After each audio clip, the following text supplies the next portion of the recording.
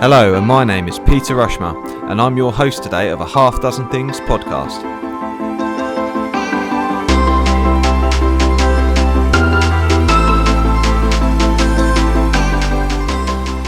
A Half Dozen Things is a podcast for business owners and professionals just like you. Whether you're an underdog hungry for success, or you're already smashing it but want to continue to level up, we're here each week for you to get insight and learning from the very best in the business. No fluff, no BS, and no self-proclaimed gurus talking about how easy business or life is. Just real, frank, and raw conversations.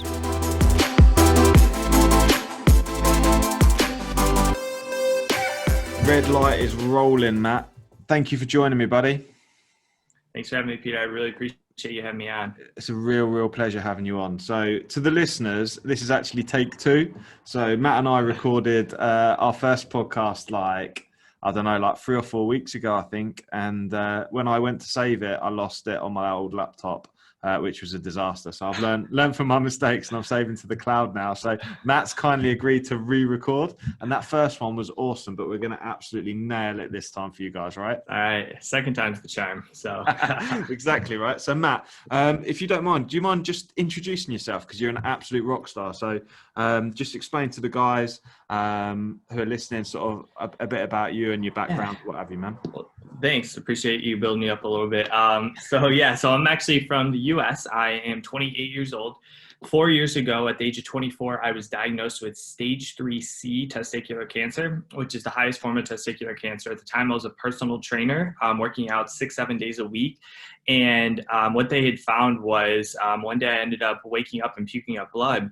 And they rushed me to the emergency room and found out that I had lost 2/3 of the blood circulating in my body, which is equivalent to actually a gun wound shot. So they ended up giving me 6 bags of blood, put me into an emergency surgery to figure out what was going on with the bleeding. And the next day it came out and they found an 11-centimeter tumor in my small intestine. That's where they rushed me to the main campus of the Cleveland Clinic, which is one of the top hospitals in the US.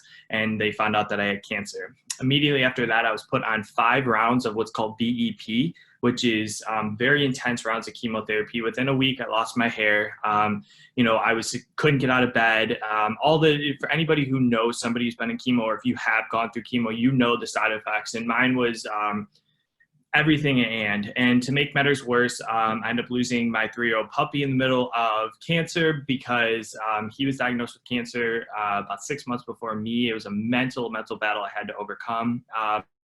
And then after I was done with chemo, the real complications in my life happened. I ended up having to have a 12-hour surgery to remove my tumor, but the problem was it was wrapped around what was called my inferior vena cava. Now, your inferior vena cava is a central vein that goes from the bottom of your upper body to your heart. It's where all the blood flow goes in. Well, I ended up having to remove that vena cava and with the tumor and the rest of the cancer, because the cancer is spread all over my body to, my lungs and everywhere. The only place it didn't go was really my brain, which was, thank God.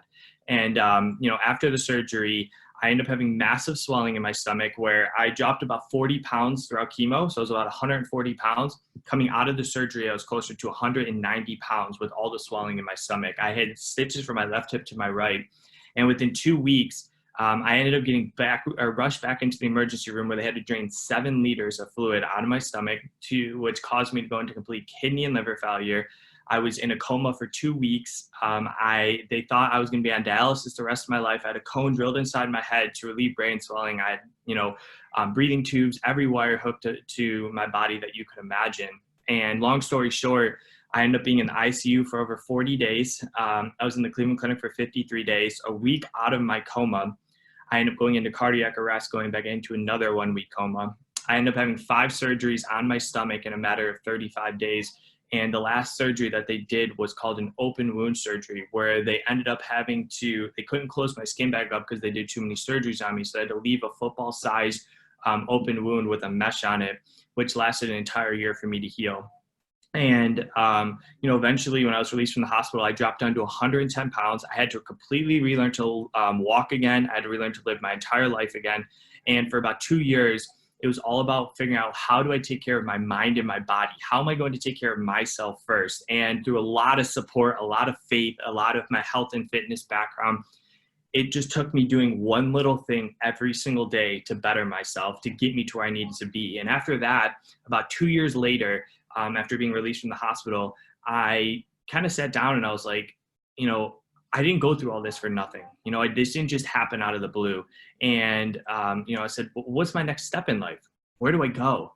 And this might be something that you might be thinking of. You don't have to go through something tragic like me, but you've gone through an experience in your life that's changed your perspective, that's changed your view on life. And that's exactly what it did for me. And I said, I need to get around people that are going to help me get to my destination. So I started finding motivational speakers. I started finding successful entrepreneurs. And all of a sudden, they kept telling me, Matt, you need to get your story out there. You need to get your story out there. So I said, okay, how am I going to do this? So I started to look at speakers, and eventually I became a motivational speaker. And then in addition, they're like, well, how can you also monetize that? How can you make that even bigger than you're just speaking? And I said, well, I can do coaching as well. There's other survivors out there. There's other people who are going through challenging experiences in their life that need to find that next step after what they've gone through, something traumatic or something life-changing. And I want to be that person that guides them, the person that gives them the mindset, that gives them the direction, that gives them the actionable steps to take to figuring out what their purpose is and then using it to help other people. And that's just my quick 2-3 minute version of what I've went through, and super grateful to be here. And, I love sharing my story, and hopefully I can help your audience throughout this. Mate, it's just incredible. You're an absolute inspiration to have come through and faced the adversity you've had and still have like a positive outlook on life and still have your faith and what have you. It's just incredible, really, that you've just not, some listeners will know that, my story's not as, I was ill and it was life threatening, and I'm lucky to be here still. But, it took me years. It took me so much time to just sort of get my head around stuff. So, your resilience and mental resilience, I think is incredible, mate, to be honest. It's absolutely incredible. And,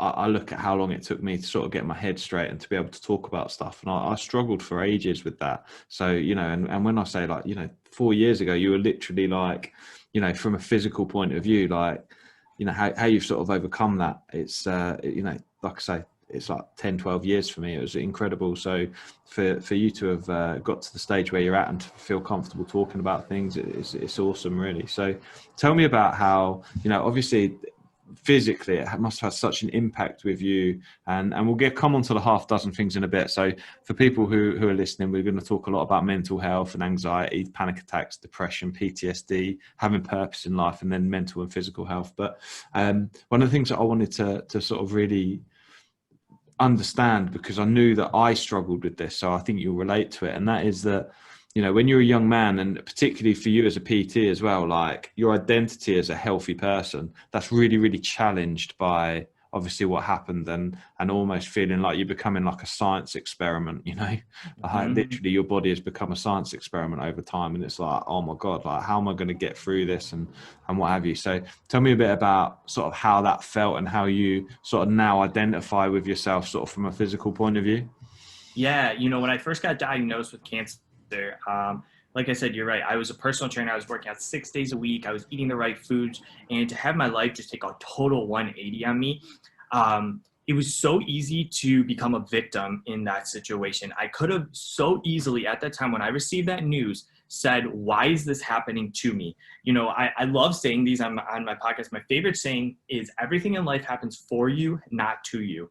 And the reason what helped me so much with not letting cancer and not letting my past dictate my happiness or dictate my future was I stopped saying, why did cancer happen to me? Start making excuses, start blaming other people, start, having this pity party of something I can't control. It happened and I have to deal with the consequences.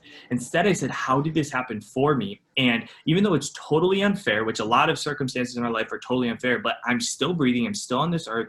So how is this a lesson to help push me forward while I'm still here? I don't know how much longer I have at that time. I didn't know. I mean, when you're diagnosed with cancer, you have no idea.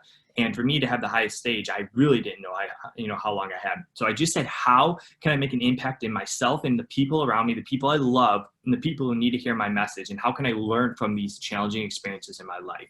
And it really shifted my mindset to saying, I'm not going to focus on what could have I done, or why am I not in great shape anymore? And I started focusing on what's today. What can I do today to get myself to be better tomorrow? What can I do tomorrow? The next day. Being present is really what I'm trying to say. Being present in the moment and figuring out what is one little thing I can do today to better myself for tomorrow.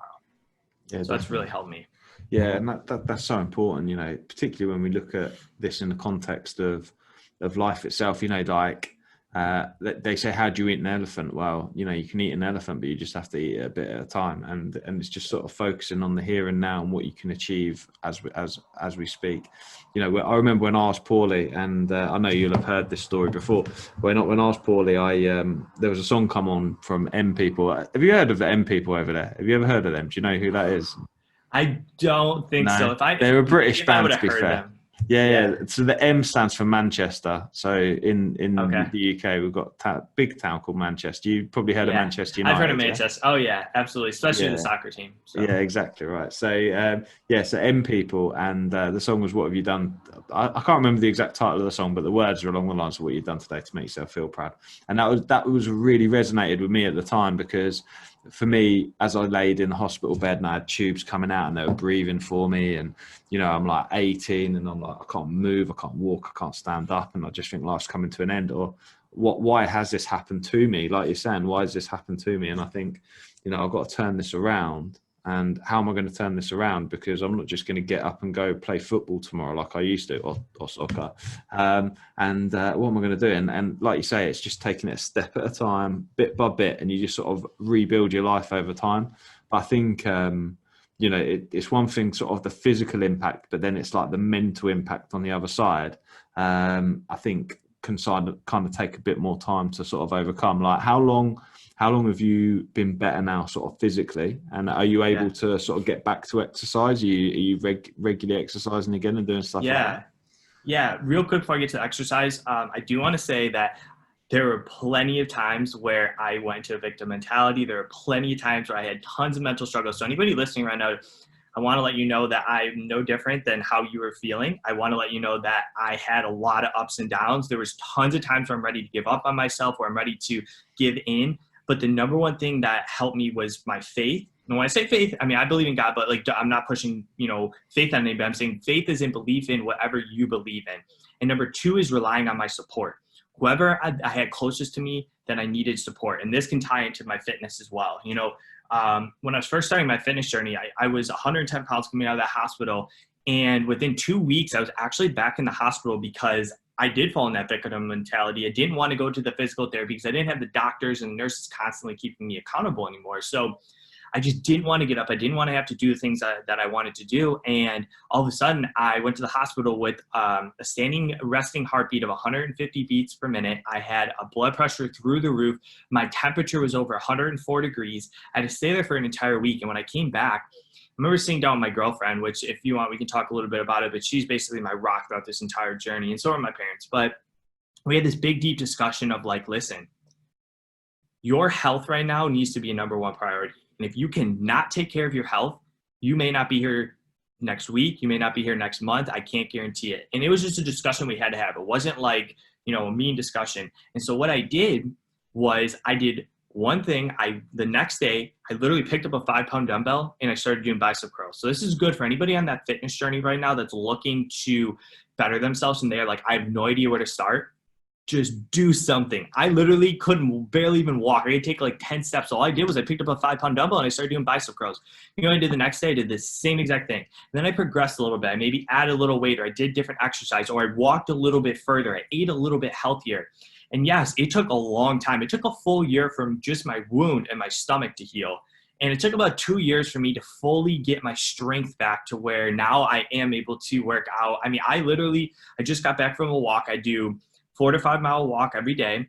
I also do 5 days of lifting as well. So I do double workouts 5 days a week. So for anybody out there who is struggling right now and feels like they can't even get up off the couch, I just want to let you know, you just need to get started. Because I started with 5-pound dumbbells and now I'm able to walk 5 miles a day and every single day, and I'm able to lift 5 days a week. And I feel absolutely amazing. I feel incredible, but it takes time. You don't just do that overnight. Just like any entrepreneur out there, you don't just become a multimillionaire with hundreds of employees and all these people impacted. You have to start from ground zero and you have to work your way up. And it's just as much up here as it is in your entire body as well. Yeah, definitely. So tell me, the first area that we wanted to talk about was anxiety. But before we move on to that, tell me a bit more about I know your girlfriend. She's had a big impact on stuff. So tell us a bit more about that. Yeah, because I went through a lot of anxiety. I went through a lot of depression. I went through a lot of PTSD. So my girlfriend, her name's Lauren, and this is a really cool story. I'll just share a brief story of it. Whenever I do my keynote speeches, I always start off with the day that I met her, which is actually March 17th of 2017. It was St. Patrick's Day. I was 24 years old. And at the time, we met, we started dating sometime in the summer. And when I was diagnosed in August, we were only dating for 2 months. And to put that burden on her, I was like, if she wants to break up with me, totally fine. I totally get it. She was the total opposite. She was like, I'm sticking with you to the end, no matter what happens. And that was so vital. It was so key to where I was, trying to get to my recovery. She would sleep over during all my chemo sessions while I was in the hospital for 53 days. She stayed every single day in that hospital. She slept at a hotel in the hospital, would wake up, come see me. I couldn't even talk for probably 35 of the 53 days. And she would just sit there, go to work, come back, do the same thing. Never went out with her friends, anything. And the day I was released from that hospital after 53 days was March 17th of 2017, exactly 1 year from when I met her. And for me, I don't just say, oh, that's just a random date. No, I believe that for me, God put her in my life so that we could be together, so she could be my guiding angel. And my question to you is, like, there's most likely one person, I had amazing support too. Like I said, my parents, friends, but just talking about her, who is that one person in your life? I want to ask you this question. Who is that one person in your life that no matter what you go through, they're going to be there for you through sickness, through troubles, through financial difficulties? You can rely on them. And my thing is don't just take that person for granted. A lot of the times we do. We don't appreciate them in our life sometimes. Or if we do, we're too afraid to ask for help, especially you men out there. I just want to say this real quick. So many of us men are afraid to open up. And I was too for 2 years. Didn't want to say anything. I was so self-conscious. I was so worried. Didn't want to express my feelings. But start with somebody that you trust. Start with somebody that you care about. You don't have to go on what I'm doing. You just start with somebody you care about. And that's the importance of my girlfriend being in my life. I was able to open up to her. I was able to share my insecurities, my scar, how I was feeling. And she was able to help me kind of, get through that situation. I had a lot of anxiety. I had a lot of PTSD. I had so many mental health issues that she was able to help me with. So, if there's that one person in your life that, is there for you and that they're going to be there, please, please, please use them when you're going through difficult times. And if there isn't, I promise you there's so many people out there that are willing to help you. Find groups, find anybody. There are people there that want to help. So. Yeah, 100%. And that's such an important thing, because when you come across adversity like that, you're really going to struggle if you try and do it on your own and don't open up and talk to people about stuff, right? It's a lonely journey, super lonely. Yeah, it can really feel that way, and it can be really, really challenging. So tell me a little bit. Obviously, on that journey, you've had a good support network, which has made a big difference, right? But tell me a bit about sort of, as you've returned to normality, how you felt, a bit about maybe anxiety and sort of, did you have any anxiety or challenges sort of before you were poorly, or has it been more sort of since? So before I met Lauren, I had massive panic attacks when I was in my even younger 20s, about 22. So 2 years before I was diagnosed with cancer. For an entire year, for anybody who's going through extreme anxiety, I know what it feels like. You wake up, it's not just you have and panic attacks. You wake up in anxious mood. You wake up, things are fuzzy, things are just not clear in your day. All you can constantly think about is your anxiety. All you can think about is when is the panic attack going to happen today? When is my situation going to be worse? And I had that for a year straight. And I had to I started reading books. I didn't want to go on medicine. For some people, totally understand you need to be on medication, and it's totally fine. For me, I wanted to go the route of not being medicated and really try to focus on naturally healing myself. And I was luckily able to do that through a lot of practices, a lot of work, a lot of reading different books to help me guide through my anxiety. And it did not happen overnight. Like I said, nothing happens overnight, no success. So for me, it was just daily actions of saying, okay, I know I'm going to feel anxious tomorrow, but how can I control like maybe 5 or 10 minute splits of me just totally trying to get out of all the noise? A lot of the anxiety comes from our future. Our anxiety comes from constantly creating stories of what could potentially happen, and we make them the worst case scenarios possible. And at the end of the day, I said, I'm going to stop. I mean, anytime I feel like I'm creating a story, I'm going to instantly just take a step back, close my eyes, take a deep breath in, take a deep breath out, and realize I'm creating this story. This isn't true. This is totally false. And it doesn't maybe work for everybody, but for some people it might. Meditation can work. Visualization can work. So those are some things that really helped me at that time. And then obviously when cancer came back, I started getting those anxious feelings again. I did a full year and I was feeling fine, but I didn't have it where it was like constantly every day because I learned my techniques and stuff like that. But of course, when you get the news or you're going in for chemo, or gosh, when I had my 12-hour surgery, all of these things. So for me, that's when my faith and my support really came into play too. So not just my techniques, but being able to share, being able to open up. When I was able to open up and literally tell people exactly how I was feeling, it's almost like you have this baggage on your shoulder that you're just carrying around with you. Everywhere you go, you're just carrying around. Every time you don't say something, it just gets worse, and it's just another pound added to your weight, another pound added to your shoulder. And when you finally are able to release it to somebody, it slowly diminishes. It slowly lets go. And I'm not saying it's a cure-all, but for me, that's what really helps, is being able to talk to people, being able to express my feelings, and really using my faith to kind of get through that. Yeah, got you. And would you say, so just interesting, obviously with a lot of our listeners being in the UK, what's the attitude like over with yourselves in the US, like towards mental health and towards like medication and that sort of thing? Like, is it something that people will often have medication for? Or? Yes, I have a couple of really good friends who are on depression medication, and it's very serious over here. Mental health, I think around the world, you're going to find out over these next few years, in my opinion, a lot of these diseases, including cancer, cancer can be very genetic. I'm not going to lie about that, but I'm going to tell you right now, some of these diseases, including cancer, can have a huge effect on our stress levels, on our anger, on our mental health.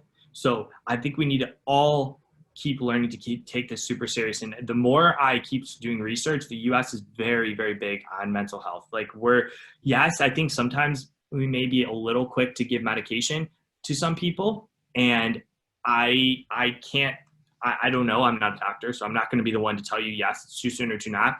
I have seen some friends where I'm like worried because they might be overdosed on certain things, because doctors or some people might be willing to give them medicine so quickly that they're overdosing because they're just constantly taking this medicine. It's messing with their hormones and their mind and whatever else that includes with these mental health issues. And but at the end of the day, some people absolutely need to be on medication, and some people can do it naturally. But I know for a fact the U.S. is taking this very seriously, and with everything COVID, with our election coming up, oh my gosh, it's insanity here. Like absolutely insanity every other day. I mean, real quick, our entire sports just canceled yesterday. Everyone's like, I'm done. I'm not doing this because of a shooting with an African-American and a police. And I personally don't think everyone read the whole entire story. I don't know the whole thing either, but to cancel every single sports, I don't see how that's solving racism in our country. But maybe, these people have their own right, and I'm not African American, so I can't be the one to say anything about that. But all I'm saying is there's a lot of anxiety, there's a lot of stress right now in our country, and I want to be that voice to kind of give people hope, give people that courage to say, hey, listen, at the end of the day, it all comes down to you. What can you do to better yourself? What can you do? Drown out a lot of that noise, drown out the media, drown out what everybody's freaking out about, and focus on yourself and something that you can do every single day to better yourself. And I'm sure it's definitely not just the US, it's everywhere. So yeah, definitely. I heard that, to be fair, I heard that story being reported this morning about another African American being shot. And you know, I know the riots it caused, even in the UK, it caused riots. The last situation, and the Black Lives Matter started off the back of it, and you know, all sorts of challenges. And to be fair, if people listen back to this podcast, they're going to think, oh my God, this was ages ago, if they're listening to it in the future. Right. Obviously, by talking about it, we're sort of dating the podcast, right? But you know, it's important that we cover these things. But with your situation and sort of as you're getting better, and it's important to understand. Do you feel, because one of the things I had, or one of the challenges I had, which is probably a bit more around PTSD, but after I started to get better, do you get scared that you're going to get ill again? Do you have like sort of flashbacks, or do you have sort of like a worry that that's going to happen again? You know, I don't anymore, but for the first year and a half to 2 years, I did. And yes, I do when I get my scans, for sure. Like for maybe that week. But this is what happened. For that first year and a half to 2 years, I was letting cancer define me, basically. I was letting it dictate not just my present day, but my future, my past. I was letting it dictate my happiness. I was letting it dictate a lot of the things in my life because I was focusing on things I couldn't control in my life. If cancer came back, you know, I'm going to get it. It'll be caught by one of the scans, but I can't live life in a scarcity mindset all the time, constantly worrying about that. And I did for a couple of years. And what's really helped me was taking my situation and stop letting it be about me and start letting it be about other people. So taking what I went through and learning from it, like I said, everything happens for you. So I learned from my challenges. I learned from my adversity. And then I started to say, how can I create a purpose out of this to go out and impact other people? When I started putting my challenges in helping others, my focus came off of me. The anxiety, the PTSD came off of me. And I started to be able to feel fulfilled and happy because I'm giving back. At the end of the day, true happiness, in my opinion, is giving back and giving back to the people you love and giving back to the people who you know needs to hear your message, needs to hear your story, or needs to hear what you're going through. And you don't have to go through something I said like me. We all have an incredible story in life. Every single one of us is born to do something great with their life. You just have to figure out what makes you happy, what you love, and then you need to go out and just take massive action on it so that you can use it to impact other people. And that's what I did. Is I said, I need to use my story to help others. And it took a lot of that pressure off me. But you know, when the week comes and I get my blood work, of course, it's very normal to be nervous. And I just want to get the blood work as soon as possible so I don't have to worry about it. But that's what really helped me. Yeah, I got you. And when you say, so obviously you're doing a lot of work now, like helping other people. So you're able to sort of tell listeners now sort of what you do on a day-to-day basis as you're supporting other people, because you've essentially, this is now you, isn't it? This is what you do. Yeah, absolutely. So I am also still a personal trainer. And in addition, I'm, reaching out. I've been doing it. So since I was hoping to get on a lot of stages this year, but obviously that didn't happen with COVID. So now I've been getting on a lot of Zoom calls, and it's been incredible. I met, individuals such as yourself. We would not have met if COVID didn't happen. 100%. I can almost guarantee it. And, it's just incredible to now be able to share my message virtually across the world. It's like, I can be right here and we're talking, across the freaking Atlantic Ocean. So it's really cool to kind of get to see that aspect of it. So my day-to-day really looks like reaching out to a lot of event coordinators, trying to get on podcasts. And then in addition, I also have clients that I work with who are cancer survivors or individuals who've gone through difficult situations mentally or physically in their life, and they're trying to find that next step. And I've been helping them mentally and physically with their challenges to really take action and overcome a lot of those limiting beliefs. Because when you try to get to somewhere in life, anywhere in life, it all starts up here. And that's one thing I've been working on for the past 3.5 years now, because I am 3.5 years cancer free. And it's been a big mind game. So I really want to focus on the mindset, focus on the mental health aspect of things with people, and really help them get to that next destination in their life. Yeah, definitely. What a fantastic way to give back as well. So, so tell me a bit about like sort of what you feel is your purpose. So I feel like you've kind of had this happen to you or for you. Yeah. Sorry, it's happened for you, of course. And it's like how are you using that to really sort of define you and your journey as Yeah. well, aren't you? Yeah. You want to know the crazy part is this is how I look at my purpose. I would say if I had unlimited money, what would I be doing today?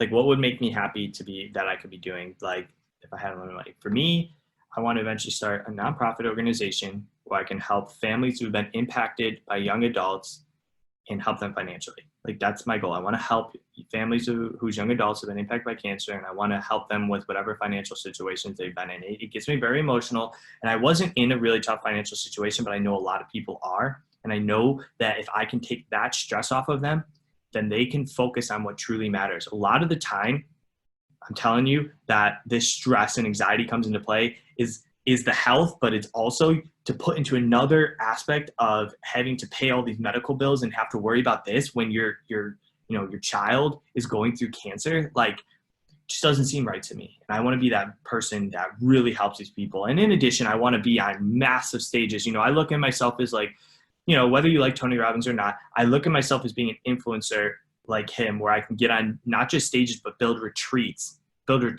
with people and have thousands and thousands of people where I have 3-5 day events and I help change lives. Like that's my goal. It's not just one-on-one coaching. I want to reach as many people as possible. So I know eventually I'll get to those two things in my life. But right now I'm just taking it day by day, reaching out to as many people as I can, making connections, and just sharing my story and sharing my voice. And I know this is kind of how it works. As an entrepreneur, this is the line for so many years, and then all of a sudden you get that one break that just catapults you. And for a lot of us, like I'm still in this, probably right in the middle of this, eating, not to be mean. Sorry if I swear, but eating shit, dude. I'm ready. I'm really willing to eat shit for years to get to where I need to be in my life. And it's just kind of how I'm viewing things. Yeah, I love that. What a great outlook as well, because a lot of people now struggle with like the resilience element of like facing some adversity and things not happening quickly enough for them. So they just keep looking forward and keep looking into the future. Like, obviously, I suppose, is it fair to say that you've really built the resilience up over the past few years with the things you've been through, which means that it's almost like you have, I don't know, do you feel like you've almost got like a bit of a force field around you because you've just got this attitude, right? A little bit, yeah. I have a lot of insecurities. Don't get me wrong. I'm going to share them real quick. I really care what other people think of me still. I'm afraid to post on social media sometimes if I don't think my video is good enough. I have self-doubts every single day about what I'm doing. I'm like everybody else. I'm no different than any of you, but I'm willing to fail. That's the big thing. Are you willing to fail? How I look at it is failure is feedback. Not failure is a bad thing. Failure is feedback. I fail fast, and every no that I get gets me closer to one yes. So I look. I'd rather get 100 no's to get one yes than to never even try and regret the rest of my life. And for a lot of you who are like, I don't even know my purpose, no clue. That's okay. I don't know my purpose fully either. I really have no idea. I have an idea, but like I really don't know the exact path I'm going to go. So if you don't know where your purpose is, this is my first step to you. Find what makes you happy and stop chasing money. Stop chasing fame. Chase happiness and chase what you're passionate about. And then the money will come. Then the opportunities will come. But if you're constantly in a scarcity mindset of like, I need to get a client because I need to get this paycheck, or I need to do this because if I don't, then I'm not going to, get to where I need to be in my life. No, find what you love, and the opportunity and the people will come into your life. Yeah, I think that's so powerful as well, because it's I think you just got to have that faith that you will attract what you need over time, right? And it's a little bit like this podcast. I created a half dozen things podcast, and it's the only thing I've ever done really, like, for me. I don't really give a fuck who listens to it. Don't get me wrong, if people are listening, I give a fuck about you and I give a fuck that you enjoy it. But what I mean is, like, if people aren't enjoying it, that's fine, right? Because I'm doing this. It's kind of like the only thing I've ever done it. Like, even when I've built my business and grown my business, it's been about the money. So it's been about having to make money to be able to put food on the table, to live, to survive. It's like a job, right? Yeah. And I'm really, really passionate about it. But at the same time, I've had to build it in mind of other people, and other people finding strength in it, and other people supporting it and wanting to be involved. And I'm really passionate that we offer something that other people can get from that. But in doing so, I have to sacrifice a little bit of me, because I have to dilute me to be able to make that a commercially viable thing. Whereas, because the podcast isn't a commercial thing for me, I don't really need to worry about it, because it's not putting food on the table. So for me, it's like, I just do what I'm passionate about. I say what I think, and can be really passionate about it, and kind of just, I don't know, unshackle myself a little bit, and be able to talk about the things I want to talk about, and have who I want on it, like yourself, you know, not without fear of what anyone else thinks. I love that, man. It's so important. Like, and I love, like, don't get me wrong, money is an amazing motivator, an amazing tool. So I want to go back to money really quickly. I'm not the person who doesn't think about money. I think about money all the time, because I know what it can do for not just me, but for me to help impact. In order to impact millions and people, you need to have some money. You can't just, I mean, yeah, you can use your voice, but if you really want to get into where you want to be, if you really want to help people, you need to start acquiring some money in your life. And what I'm saying, though, is don't sacrifice your happiness for money, is what I'm trying to say. That's all I'm trying to say. I'm not saying you can't use money as a motivator. I'm not saying you can't use money to push yourself forward. All I'm saying is you can't use money to cancel out your happiness. If you're going for something that's going to double your income, but you're going to be fucking miserable the rest of your life, why the hell are you doing it? What's that one vacation a year, or that little fancier car that's going to boost your little ego up because your friends look at you that you have a Mercedes instead of a fucking Honda Civic? You know, who gives a shit?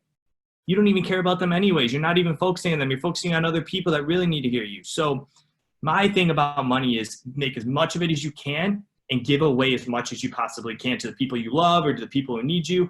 At the end of the day, buying material things is cool, but real happiness is going to come from when you give it to other people, and you use it for good and use it for experiences. So I just wanted to talk about that real quick, because I didn't want to make money to be a bad thing. I think about it all the time, and I use it as motivation, but I don't use it as my happiness. That's all. Yeah, definitely. I think it's about contribution, isn't it? Rather than sort of what you can take, it's about what you can give by receiving. So by receiving, you're able to give more, aren't you? So I think for me that's what it's all about, is that, you know, the reason that I want to do well in life is because I want options and freedom for my family, and I want options and freedom for the people that I can help through doing it. And I guess that's not a completely selfless task, because I do it for my satisfaction, because I know that will make me happy.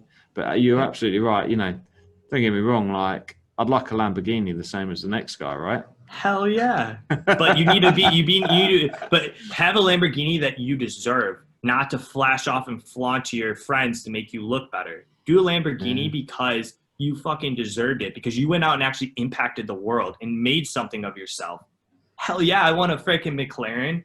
But if I had $100 million in my account, I would be in a lot nicer house and I'd have a lot nicer cars, but I'd also be giving away a lot more money as well. So yeah, you know, right? Totally.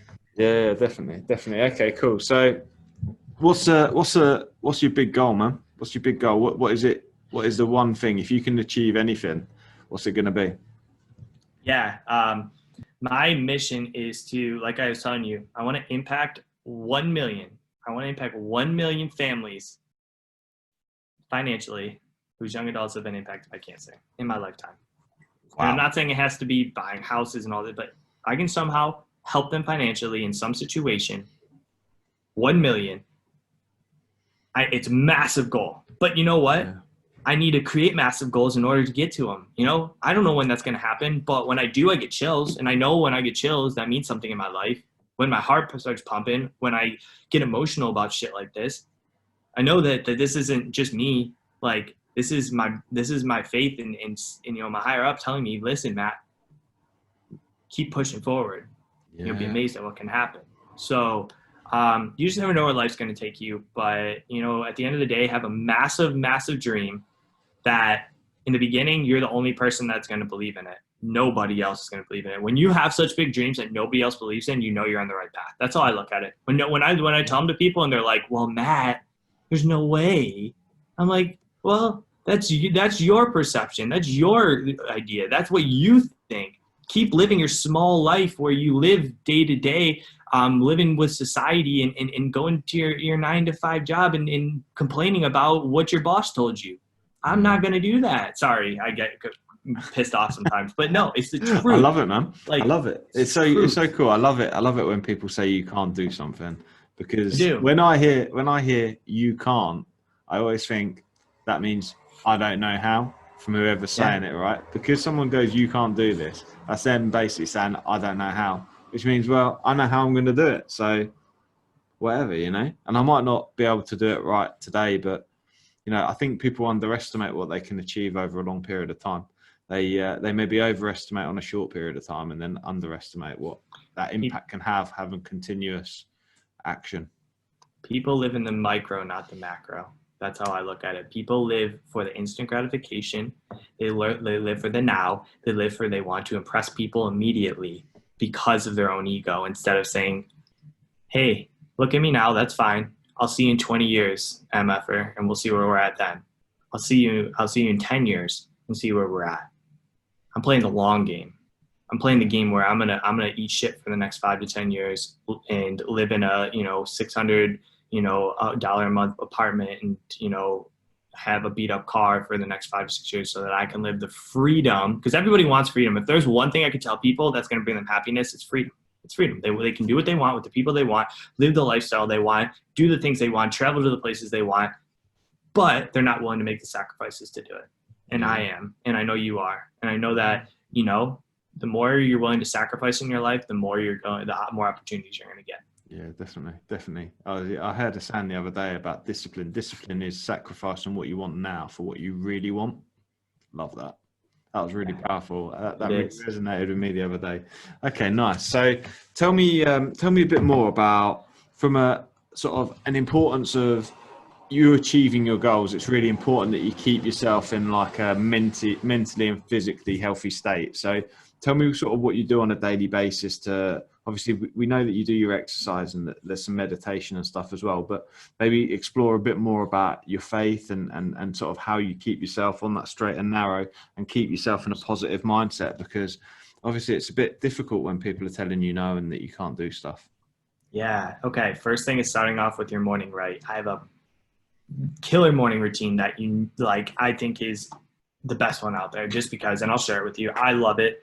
I think if you can stick to it, I'll be honest, I don't stick to it every day, but when I do, my day's 10 times better. I'll tell you that. It's 10 times more productive. It's 10 times more efficient. So here's what I do. I wake up, I get a full glass of water. I hydrate myself, because your body after 10 to 12 hours, or 8 hours, whenever the last time you drank, you're dehydrated. So you refill your body, you replenish your body, take my vitamins, brush my teeth. Next thing I do, I don't look at my phone for the next 30 minutes to an hour. I don't look at it, because guess what? You're the most alert when you wake up. I know you seem like you're groggy and stuff, but really your brain is actually most alert because it doesn't have all the distractions from your day. It's kind of like in a reset mode. So by looking at your email, by looking at, I know so many people have mental health issues because the second they look at that phone and they see social media, they see people with flashy cars, or they see all this stuff going on, and then they look at their email and they see all of these problems they have to face throughout the day. Immediately they go into panic mode or anxious mode, stress mode, all this shit. Don't look at your phone for 30 minutes to an hour. So what I do instead is I go immediately to meditation. So after that, I'll put on my Calm app. I have a Calm app. I just like that. That's mine. And I find something I like, whether it's relieving stress, relieving anxiety. I do it for 10 to 20 minutes, clear my mind up. And then I do a little bit of visualization. I just close my eyes and I visualize what my day is going to be like, or what my future is going to be like. As soon as I'm done, I either pick up a book or I listen to a podcast. Because guess what? Your brain can retain so much more information when it has a clear mind. So by doing meditation, you have a clear mind now. So obtaining that information is going to be so much more key, so much more vital. So I either read or I do some type of meditation, some type of podcast. After I'm done with that, then I try to get my body moving, try to get it somewhat active, get your body active, get your body moving. You don't have to go like for walks or anything like that, but you can, if you're willing to do a workout, do a workout. If not, Here's another option. Take a cold shower. It doesn't have to be like a 10-minute cold shower. I know people are like, screw you, Matt, I ain't taking no cold shower. But for any of you who dare to take one, first, not only will it wake you up and give you 10 times more energy throughout your day, it also helps boost your immune system as well and improves your immune system. So I forget, but there's been scientific evidence that taking cold showers really does help you with, not getting colds, things like that. So, I don't take cold showers every day, but if I really feel like it and I need to get some energy in me, I'll take a cold shower and shit. That thing's like getting a cup of coffee in me. So instead of having to take caffeine, I just take that. So after I'm done with that, then I replenish myself with really healthy micronutrient dense foods. I do smoothie. I love doing smoothies because the first thing you want is something that's easily digestible in your stomach. You don't want to be putting massive like steak and eggs and with all these hash browns and stuff like that. It's just going to bloat your stomach up. You're going to feel tired. You're going to feel groggy. Get something in you that's micronutrient dense, such as fruits. Put in berries. I love blueberries. Blueberries are my go-to, but put in some berries. Put in a lot of vegetables, anything high in fiber like spinach, broccoli, kale. Mix it with almond milk or whatever it is. I do protein powder as well. Get a lot of micronutrient dense foods, put that in your body, and it's going to help your brain and it's going to help your body to start getting in a good state and a good flow as well. So that's my start to my morning. And when I'm able to do all of those, I am so much more productive and I'm just in a better mood because it's like I've already accomplished something today. Also, I forgot to say this too, my bad. After I'm done brushing my teeth and drinking, if my girlfriend isn't sleeping still, I will make the bed. So making the bed is so big because it's a task that you can complete that isn't like crazy hard. And a lot of the times we get so stressed is because we feel like we have to get these massive tasks done throughout the day, when really it's like just by cleaning and doing something and keeping yourself organized and neat and doing a little task like making your bed, it gives you that satisfaction and it gives you that boost of energy of like, okay, I've completed something throughout the day. And it just allows you to have a good step forward, moving forward in your day. So that's really my morning routine. It's really helped me. Give it a try for sure. And I think it'll make a massive difference in your day. Love it. I reckon I'm going to give that a go, little bit Definitely, of meditation, man. little bit of meditation in the morning. To be fair, I'm really bad. I'm like straight on my phone, coffee kettle on, checking my bank balance. That's probably the first thing I check, and that's not because I've got thousands and thousands of pounds in it. It's just because it's like, oh my God, what's going out today? And have I got enough money? Check it in 30 minutes instead, man. You can start with 30 minutes and it'll make your day better, because at first you'll be constantly thinking, okay, what's on my phone maybe, but by doing the meditation, by learning, doing all these things, it gives you just a sense of accomplishment before you go into all these distractions. Your phone is a distraction. It's also a good thing. It's a very positive thing too, but it can be a very big distraction. As soon as you open that thing, it's just like everything comes back into your world. So think about that. Love it. And what I heard you listen to podcasts. So obviously, other than the biggest podcast of all, Half Dozen Things, which I record, what podcast do you recommend? Oh man. Okay. So for business, if you're okay with a bunch of cursing, but it's like a lot of, it's a great podcast. I love Andy Frisella. He's got what's called the Real AF podcast. It's a lot of it now is kind of about what's going on in the world, but it's also about like getting your mindset right, things like that.